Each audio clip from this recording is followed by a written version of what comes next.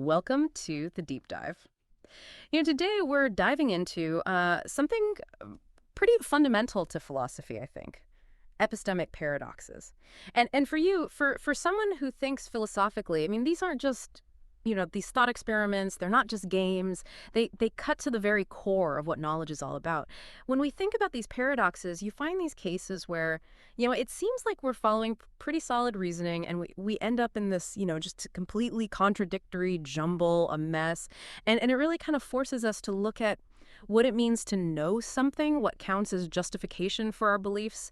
It really gets at the very structure of what it means to hold rational beliefs. Yeah, absolutely. And I think, for someone who's coming at this from a philosophical perspective, the real power of these paradoxes is really in their ability to expose these really deep tensions that exist in the way that we think about knowledge. And these are tensions that we often don't even realize are there. And they force us to confront these inconsistencies, but they're inconsistencies at a really fundamental level. And the thing about these paradoxes is they're not new. It's not like this is, some new fad in thought. We're talking about, a history, a lineage that goes all the way back to, 2,500 years ago. Plato's dialogues featuring, Socrates. And the fact that they've been around for so long, they've persisted, and they're still being debated.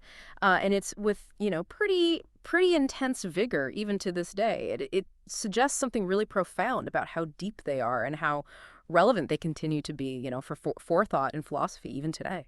Yeah, I totally agree. I think their persistence, really highlights the fact that it's really hard to try to define what knowledge is. Generations of philosophers have grappled with this. We're going to see that, even now, these paradoxes generate new perspectives and continue to fuel debate in epistemology. So in this deep dive, what we're going to do is we're going to get in there and break down, dissect some of the most interesting, compelling of these really difficult intellectual kind of knots. We're going to be looking at things like the surprise test paradox, the lottery paradox, and the knower paradox. And our goal here, our mission for you as a philosopher is to really get into the nitty-gritty of these things, to really look at the assumptions that they challenge, the assumptions that we make about knowledge and how we reason, and really see what those assumptions, how they get challenged by these paradoxes. So let's jump right in, huh? Let's unpack all of this. And I think it makes sense to start with the classic, something that really kind of shows us what the problem is, the surprise test paradox. So, imagine this. You have a teacher who announces to their class, hey, there's going to be a surprise test next week. And the key word here is surprise, right? The students, they won't know which day the test's going to happen in advance. Seems pretty straightforward, right? Yeah. And on the surface, it does. But that's exactly where this paradox comes in. So you have a very smart, very bright student who thinks about this announcement and starts to apply some logic to it. So let's just say that the class meets on Monday, Wednesday, and Friday. Okay? So the student says, okay, if the test hasn't happened by Thursday, then I'm going to know for sure it's going to be on Friday. Right. But if I can figure that out for sure on Thursday, then it's not a surprise. So, a Friday test is impossible. So Friday is out because of logic, right? Because of necessity. It can't possibly be Friday. So where do we go from there? Well, the student keeps on going with this line of reasoning. Yeah. So they then say, let's think about Wednesday. So if the test hasn't happened by Tuesday, they think to themselves, then I'll already know it can't be on Friday. Or because we've already established that. And it wasn't on Monday, they'll say, because it didn't happen. So, by Tuesday evening, I'd know for sure that the test is going to be on Wednesday.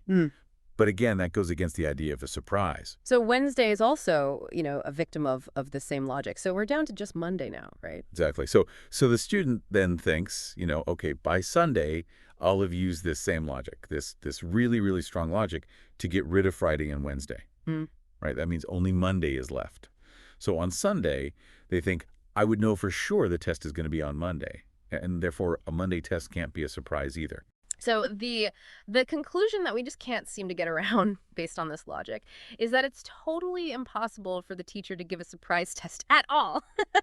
Yeah. But here's where it gets really interesting, especially for you if you're thinking about this philosophically. I mean, we know from our own lives, right, that surprise tests happen. We've all been there, right? So we have this conflict. On one hand, we have logic saying it can't happen, and on the other hand, we have reality saying that it does happen all the time. So what this really shows us is that when you announce something about the future, when you have this knowledge about the future and you tell people about it, it can actually make that knowledge, well, it can make it not knowledge anymore. It shows how tricky it is to know things, especially when what you're trying to know is about something being unknown. It's this whole self-referential thing going on. And I think the really, really key part of this paradox is really in how we define a surprise test. It's all about what the student can know beforehand. And the student's argument, it seems like it uses logic to just get rid of all the possibilities that would make it a surprise test. Yeah, it's not the same kind of surprise as, if you're walking down the street and it suddenly starts pouring rain. You mentioned, Professor Statistics who gives these random quizzes. I mean, even though you can't predict exactly when those quizzes are going to happen, you can still look at the probability. So it's a different kind of surprise. It's what we might call an edifying surprise, one that you can actually solve using the ideas of probability.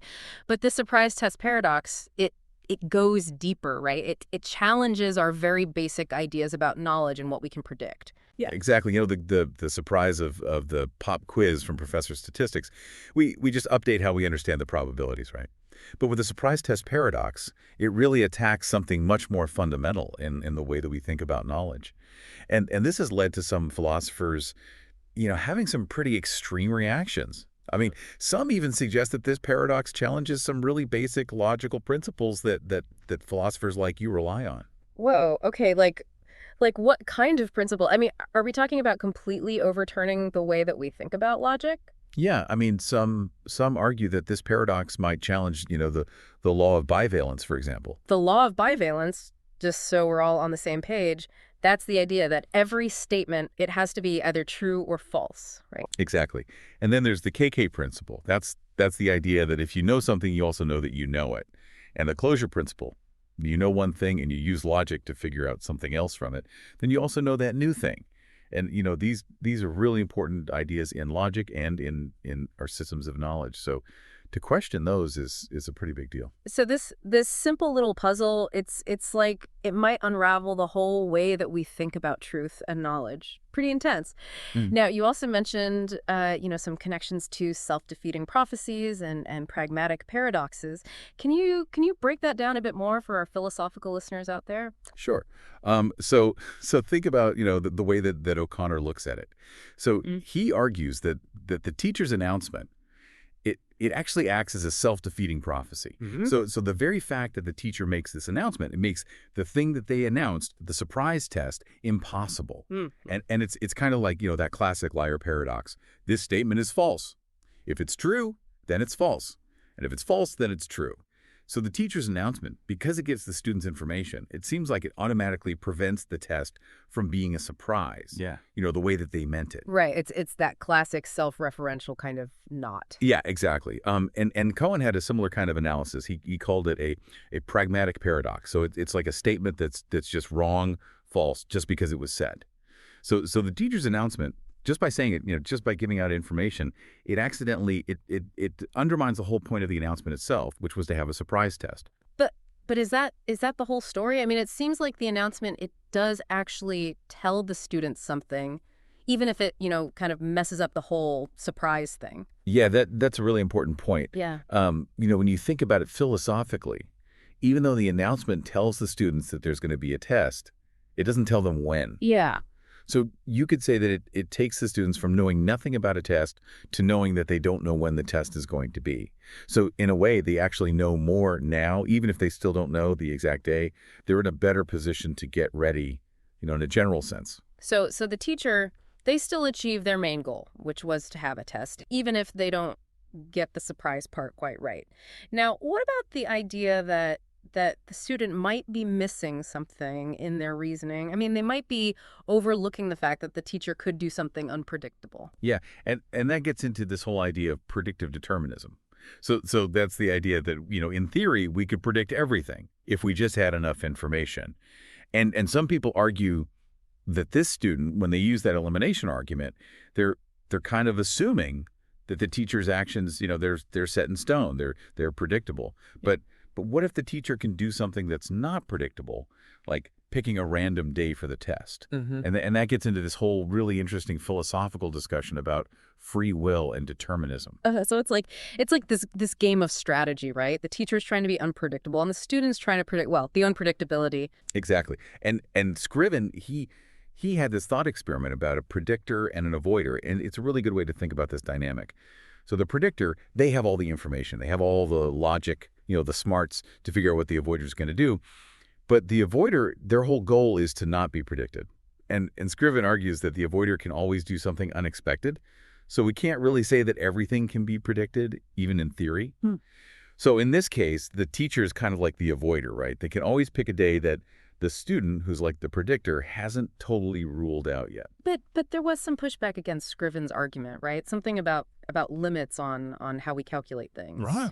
Yeah, Lewis and Richardson, they raised a really important point, and it's a good philosophical point to think about. They said that Scriven's argument, it kind of assumes that both the predictor and the avoider, they can calculate things instantly and without any limits. Yeah.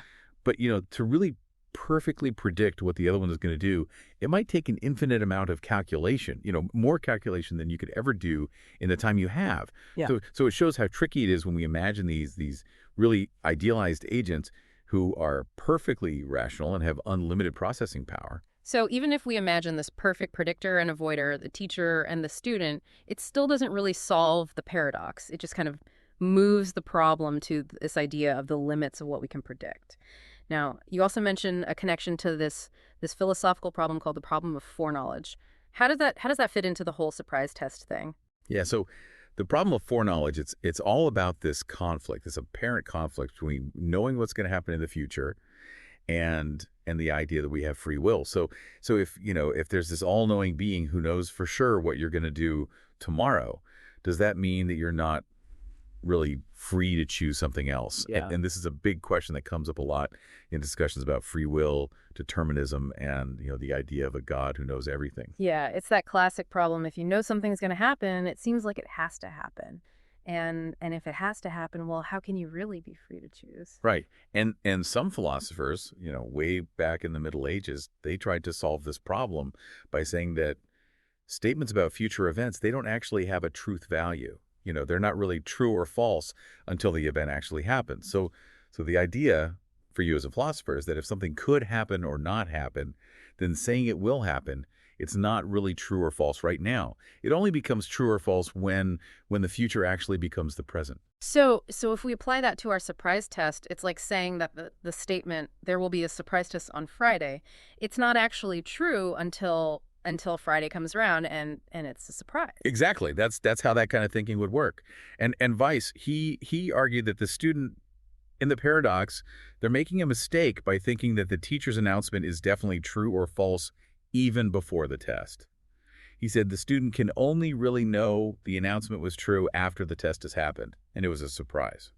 But Quine, who, was a big deal in 20th century philosophy, he wasn't really on board with that, right? Yeah, he agreed that the student doesn't know for sure when the test is going to be just from the announcement, but he really didn't like the idea of giving up on the law of bivalence. He thought it was super important to keep those basic principles of classical logic. So how did Quine make sense of the surprise test paradox if he was so committed to classical logic, to this idea that things are either true or false? Well, he said that the student's argument, it should be seen as what we call a reductio ad absurdum. That's like a proof by contradiction. But he said it's not a contradiction of the announcement itself. It's a contradiction of the idea that the student can actually come to know the truth of the announcement in a way that would let them predict the test day and ruin the surprise. So he agreed that the student can't really know when the test will be, but he wouldn't say that there isn't a definite truth about when the test is going to happen, even beforehand. It sounds like he was really careful not to let this paradox make us throw out those really basic ideas about how logic works. Now, you also mentioned this idea of intellectual suicide, which sounds pretty dramatic. What did Quine mean by that when he was talking about these paradoxes of knowledge? He used that term to describe this idea that we should just give up on the whole concept of knowledge because it's just too hard to figure out. Because it's so hard to really analyze what knowledge is. Some philosophers might just say, you know what, the concept's just messed up. It doesn't make sense. But Quine thought that was a really extreme reaction and not a very helpful one. He thought the word "no" is kind of vague, and he suggested that philosophers should focus on the idea of firmly held true belief instead. That would be a better way to go about it. So instead of trying to refine our understanding of what it means to know something, this eliminativist strategy, as you called it basically just throws the whole concept of knowledge out the window. Yeah, that's the main idea behind eliminativism. They say that these paradoxes of knowledge, they're like symptoms of a problem with the very concept of knowledge itself. So just like in science, if you have a concept that keeps causing problems, you might have to revise it or even get rid of it. And eliminativists think we should do the same thing with knowledge and philosophy. That's a pretty radical view. How is that different from skepticism, which philosophers have been talking about for ages? That's a key difference. Skepticism usually says that yeah, knowledge is a real thing, but we can't actually get it, or our claims to know things are just not justified. But the eliminativist goes further. They say that the idea of knowing itself is the problem. So it's the difference between saying we can never really know anything, which is skepticism, and saying the whole idea of knowing is just messed up, which is eliminativism. Okay, that distinction makes sense. But you also said that eliminativists have a tough time even explaining their position without running into problems. Why is that? Well, think about the statement, there is no knowledge. That's something an eliminativist might say. But to say that, they have to kind of assume some sort of knowledge, right? They're saying they know that knowledge doesn't exist. So it kind of undermines itself. Even Sextus Empiricus, who was a skeptic from way back, he realized how tricky it is to just deny the possibility of knowledge outright. He usually took a more cautious approach. He said we should just suspend judgment. So this whole exploration of the surprise test paradox, it's really taken us down some pretty deep philosophical rabbit holes, from the nature of surprise to the limits of prediction to the very idea of whether knowledge is even a real thing. Okay, let's move on to another one of these brain-bending puzzles. This one comes up when we think about something that seems pretty ordinary. Lotteries. Okay, yeah, the lottery paradox. So lotteries, right? You have tons of tickets, and only one of them is the winner. So the chances of any single ticket being a loser, well, they're super high. I mean, if you have a lottery with millions of tickets, the chance of your specific ticket being a loser it's like 99.99999%, right? It seems like it's basically guaranteed. Exactly. So here's the paradox. If it's so likely that your ticket will lose, can we actually say that we know it will lose before the drawing happens? Even though it's almost certain that it will lose, we usually hesitate to say that we know for sure. Right. There's always that tiny, tiny chances, that little glimmer of hope that maybe, just maybe, your ticket will be the winner. And that's exactly what the skeptic grabs onto.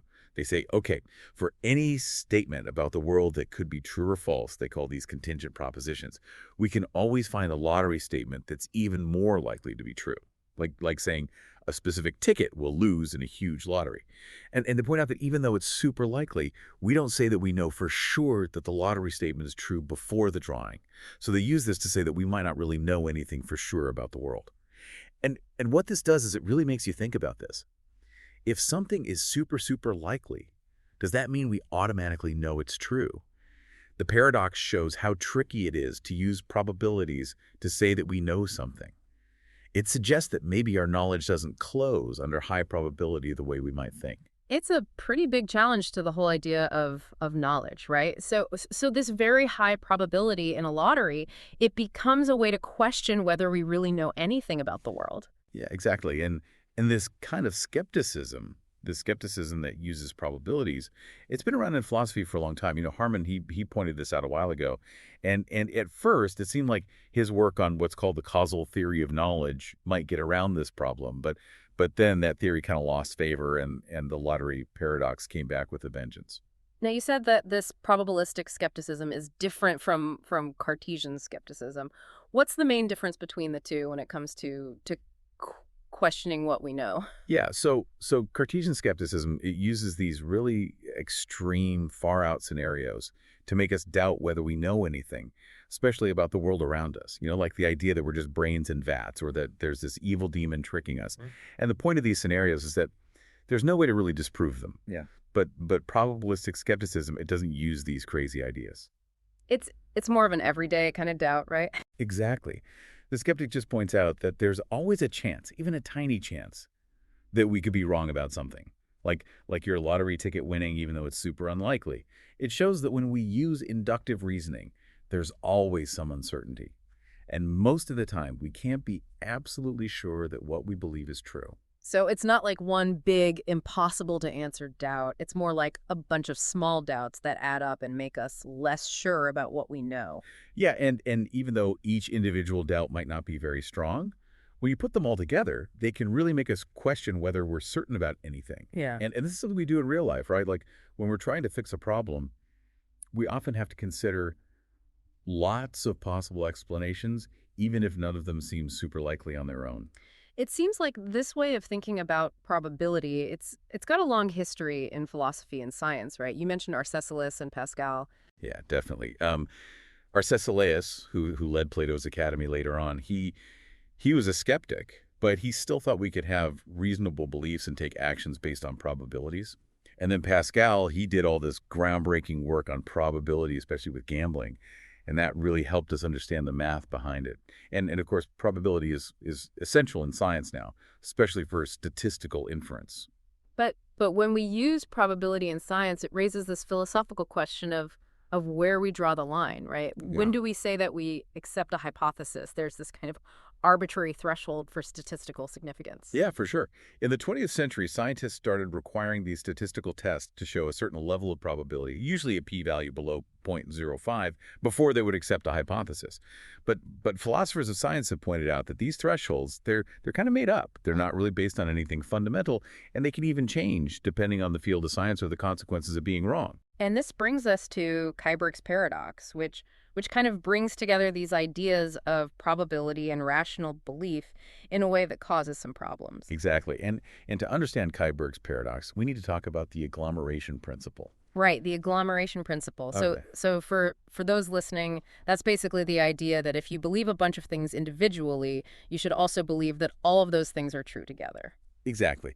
And Keiberg's paradox shows us that there's a problem when we try to combine this idea with the idea that we can have rational beliefs based on a high probability, even if it's not absolute certainty. Okay, so where's the paradox? How does this play out with lotteries? Well, let's imagine a lottery with 100 tickets. And let's say that we have this rule. If something has a 99% chance of being true or higher, we can rationally believe it. So for each ticket in the lottery, there's a 99% chance that it's a loser. So according to our rule, we could rationally believe that ticket number 1 is a loser, ticket number 2 is a loser, and so on for all 100 tickets.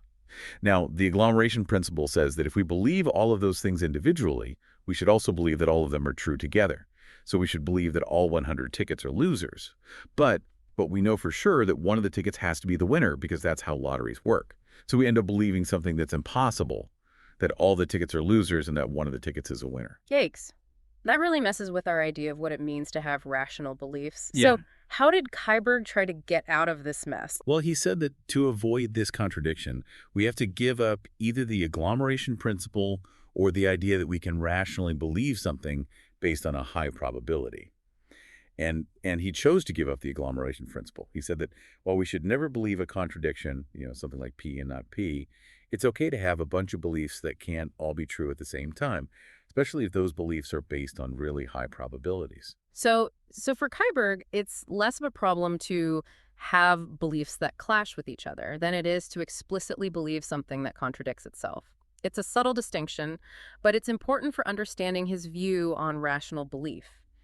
Now, this leads us to another paradox that doesn't use probabilities at all. It's called the preface paradox, and it has to do with the nature of belief and the fact that we can make mistakes. Right. So imagine you have an author who just finished writing a book. They did all their research, they were really careful, and they have good reasons to believe that everything they wrote is true. I mean, that's kind of what we expect from authors, right? Especially if it's a nonfiction book. Yeah, you'd hope so. Yeah. But authors often put a note in their preface, where they say that they might have made some mistakes, even though they tried their best. Yeah. So they're basically saying that they believe some of the things in their book might actually be false. So here's the paradox, right? If they believe that each individual statement in the book is true, and they also believe that some of the statements might be false, then they're basically believing two things that can't both be true at the same time.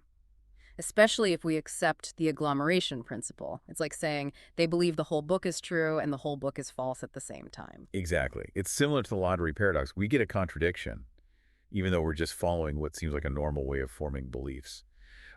But the preface paradox is interesting because it's not about probabilities. It's about the fact that we all make mistakes, you know. We're fallible. And and just like with the lottery paradox, a lot of philosophers, including Kuyberg, they see the preface paradox as a reason to rethink or maybe even reject this agglomeration principle. They say it's okay to have a bunch of beliefs that are supported by evidence, but still believe that some of those beliefs might be wrong just because we're human and we make mistakes. Right. The author might have really strong evidence for each individual claim in the book, but they also know that big, complex projects like writing a book, they're prone to errors. It's not irrational to hold both of those beliefs, even though they clash at the level of the whole book. You brought up an example from Siddhartha Mukherjee's book where he says he used fake names to protect people's privacy. It's like a case where readers expect to be misled about some things, but they still trust the overall accuracy of the book. Yeah, it shows that we can have beliefs in a system where we also expect some parts of it to be wrong, either on purpose or by accident. It's like the surprise test. The students expect to be surprised about the day, but they still believe there will be a test. And then you mentioned Sorensen's thought experiment, where you have a logic student trying to pick out true statements from a list that has some contradictions in it. Even if the student gets most of them right, they're bound to end up believing something false because of the way the list is set up. Yeah, that shows that even when we form beliefs based on good reasons, we can still end up with a set of beliefs that contradict each other. This makes me wonder about the point of paradoxes. If we're okay with having beliefs that clash, do these paradoxes still matter? I mean, do they still pose a serious challenge to our understanding of knowledge and belief? That's a really important question for philosophers to think about. The traditional idea of a paradox is that it's a set of statements that all seem reasonable on their own, but they contradict each other. And this contradiction is what pushes us to really examine our assumptions and how we think so we can try to resolve the paradox. But if we're okay with having inconsistent beliefs, then maybe we don't feel the same pressure to resolve the paradox. It's like that intellectual discomfort, that tension that makes us want to understand things better. If we get used to that discomfort, maybe we lose the motivation to really dig deep and revise our ideas. Exactly. So if the point of paradoxes is to show us where our thinking is messed up, what good are they if we're fine with having messed up thinking? Kuyberg might say that depends on how bad the inconsistency is. If it's just a few beliefs that clash and those beliefs are based on really strong probabilities, maybe it's not a big deal. But if we have lots of inconsistencies, or if the contradictions are really direct and obvious, then we have a real problem that needs philosophical attention. And paradoxes are good at doing this because they present these really clear, concise sets of contradictory ideas that force us to focus on the specific areas where our understanding might be wrong. Now, you pointed out that some paradoxes, they come from problems with language, like Grelling's paradox about the word heterological. Could some of these paradoxes of knowledge also come from problems with how we define basic concepts like know or justified? Yeah, that's what eliminativists argue. They say that words like know and justified, they might just be poorly defined or even inherently problematic, and that's why we run into paradoxes when we try to use them in our reasoning. Just like Grelling's paradox shows a problem with defining and using the word heterological, these paradoxes of knowledge might show problems with our basic ideas about knowledge and justification. So the point is that maybe we shouldn't just try to find clever ways to solve these paradoxes using logic. Maybe we need to go back and really examine the words and concepts we're using and see if they need to be changed. So instead of trying to play these logical games to solve the paradoxes, maybe we need to question the whole language of knowledge. Interesting. Now that brings us to this area of anti-expertise and the knower paradox. And it sounds like we're getting back into this whole idea of self-reference, which is always a fun topic in philosophy. We are, yeah. Remember how in the surprise test paradox, the student's own reasoning could affect whether the test was a surprise or not?